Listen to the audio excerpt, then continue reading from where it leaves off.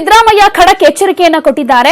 ಮೈಸೂರಲ್ಲಿ ಜೆಡಿಎಸ್ ಕಾಂಗ್ರೆಸ್ ನಡುವೆ ಫೈಟ್ ಇದೆ. ಮೈತ್ರಿ ಸಮಯದಲ್ಲೂ ಕೆಳ ಹಂತದಲ್ಲಿ ಕೆಲವು ಸಮಸ್ಯೆಗಳಿವೆ, ಆದರೆ ಎಲ್ಲವನ್ನ ಸರಿ ಮಾಡ್ತೀವಿ ಅಂತ ಕೂಡ ಸಿದ್ದರಾಮಯ್ಯ ಹೇಳಿದ್ದಾರೆ. ಯಾರೋ ಕೆಲವರು ವಿರೋಧವನ್ನ ಮಾಡ್ತಾ ಇದ್ದಾರೆ, ಹಾಗಂತ ಈ ನಿರ್ಧಾರಕ್ಕೆ ಯಾರು ಕೂಡ ವಿರೋಧವಾಗಿ ಹೋಗಬಾರದು. ಎಲ್ಲವನ್ನ ನಾವು ಸರಿ ಮಾಡ್ತೀವಿ ಅಂತ ಮಾಜಿ ಸಿಎಂ ಹಾಗೆ ಸಮನ್ವಯ ಸಮಿತಿಯ ಅಧ್ಯಕ್ಷ ಸಿದ್ದರಾಮಯ್ಯ ಹೇಳಿದ್ದಾರೆ. ಯಾಕಂದ್ರೆ ಯಾರೋ ಕೆಲವರು ಹೀಗೆ ವಿರೋಧವನ್ನ ಮಾಡ್ತಿರ್ತಾರೆ. ಮೈತ್ರಿ ಒಪ್ಪಿಗೆ ಇಲ್ಲದವರು ಪಕ್ಷವನ್ನ ಬಿಡಬಹುದು. ಬಿಜೆಪಿಗೆ ಸಪೋರ್ಟ್ ಮಾಡ್ತಿರೋರಿಗೆ ಸಿದ್ದು ಈ ರೀತಿಯಾದಂತಹ ಎಚ್ಚರಿಕೆಯನ್ನ ಕೊಟ್ಟಿದ್ದಾರೆ. ಯಾಕಂದ್ರೆ ಮಂಡ್ಯ ಭಾಗದಲ್ಲಿ ಬಹುತೇಕ ಕಾಂಗ್ರೆಸ್ ನಾಯಕರೇ ಬಿಜೆಪಿಗೆ ಸಪೋರ್ಟ್ ಮಾಡ್ತಾ ಇದ್ದಾರೆ ಅನ್ನೋ ವಿಚಾರಕ್ಕೆ ಸಂಬಂಧಪಟ್ಟ ಹಾಗೆ ಈ ರಿಯಾಕ್ಷನ್ ಕೊಟ್ಟಿದ್ದಾರೆ. ನಾನು ಜಿಟಿ ದೇವೇಗೌಡರಿಗೆ ದೂರವಾಣಿ ಕರೆಯನ್ನ ಮಾಡಿದ್ದೆ. ಸಣ್ಣ ಪುಟ್ಟ ಸಮಸ್ಯೆ ಇತ್ತು, ಅದೆಲ್ಲವೂ ಸರಿ ಹೋಗಿದೆ ಅಂತ ಅವರೇ ಹೇಳಿದ್ದಾರೆ. ಇನ್ನು ಬಿಜೆಪಿಯವರು ಇದರ ಲಾಭ ಪಡೆಯೋದಕ್ಕೆ ಟ್ರೈ ಮಾಡ್ತಾ ಇದ್ದಾರೆ, ಆದ್ರೆ ಇದಕ್ಕೆ ನಾವು ಅವಕಾಶವನ್ನ ಮಾಡಿಕೊಡಬಾರದು ಅಂತ ರೆಬೆಲ್ ನಾಯಕರಿಗೆ ಸಿದ್ದರಾಮಯ್ಯ ಖಡಕ್ ಎಚ್ಚರಿಕೆಯನ್ನ ಕೊಟ್ಟಿದ್ದಾರೆ. ನಾವು ಜಂಟಿಯಾಗಿ ಪ್ರಚಾರ ಮಾಡ್ತೀವಿ, ಪ್ರಾರಂಭ ಆಗಿದೆ ಈಗ ಜಂಟಿ.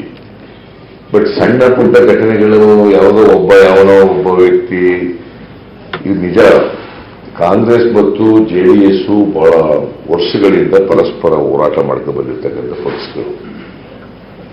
ಅದು ಗ್ರಾಮ ಪಂಚಾಯತಿ ಇರ್ಬೋದು, ಮುನ್ಸಿಪಾಲಿಟಿಗಳಿರ್ಬೋದು, ತಾಲೂಕ್ ಪಂಚಾಯತಿ, ಜಿಲ್ಲಾ ಪಂಚಾಯತಿ. ನಮಗೂ ಅವರಿಗೆ ಫೈಟು, ಬಿಜೆಪಿ ಏನು ಇರಲಿಲ್ಲ.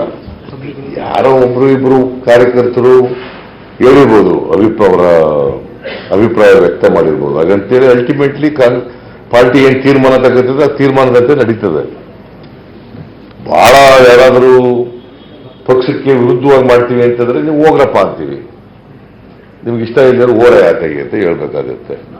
ನಾನು ಈಗ ತಾನೇ ಜಿಟಿ ದೇವೇಗೌಡ ಫೋನ್ ಮಾಡಿದ್ದೆ, ನಾನು ಏನಪ್ಪ ಗಲಾಟೆ ಅಂತ.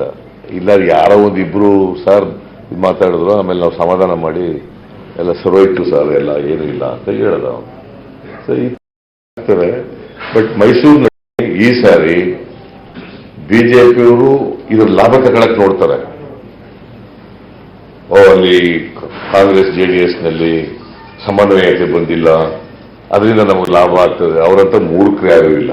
ಅಲ್ಲಿ ಸ್ಥಳೀಯವಾಗಿ ನನಗೂ ಇವನಿಗೂ ಆಗಲ್ಲ, ಅವನಿಗೂ ನನಗೂ ಆಗಲ್ಲ, ಆ ಥರದವೆಲ್ಲ there are irrelevant, they are not at all important. ಅವನ್ನೆಲ್ಲ ಮರೆತುಬಿಟ್ಟು ಬರಬೇಕು.